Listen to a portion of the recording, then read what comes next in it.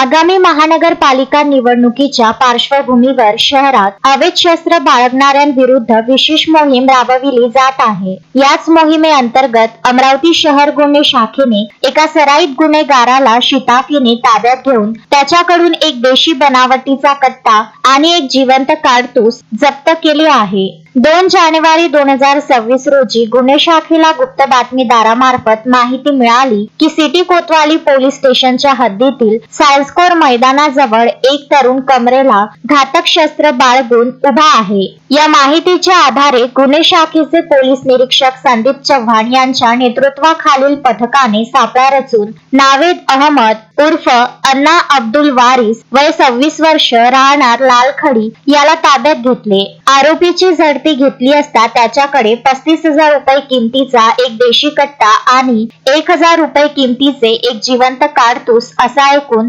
36,000 रुपयांचा मुद्देमाल सापडला। चौकशी दरम्यान नावेदने हे शस्त्र त्याचा मित्र शेख शेहजाद उर्फ गड्डू तुफान राहणार गौसनगर याचे असल्याचे सांगितले। या दोन्ही आरोपींविरुद्ध सिटी कोतवाली पोलीस स्टेशन मध्ये आर्म ऍक्ट आणि महाराष्ट्र पोलीस कायद्यांतर्गत गुन्हा दाखल करण्यात आला आहे। पोलीस आयुक्त राकेश ओला यांच्या आदेशानुसार ही कारवाई करण्यात आली असून फरार आरोपी शेख शेहजादचा शोध पोलीस घेत आहेत। शोएब खान, विदर्भ न्यूज, अमरावती।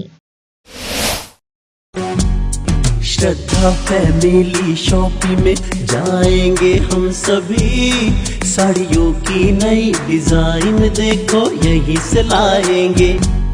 श्रद्धा फैमिली शॉपिंग में जाएंगे हम सभी, लेडीज जेंट्स बच्चों की हर फैशन लाएंगे सभी। फैशन के सफर में आप भी आगे ही आगे बढ़ते चलिए, क्योंकि बिजीलैंड का सबसे बड़ा आलीशान भव्य showroom Shraddha family shopping and mall, Busyland complex, Nandgaon Peth, Amravati.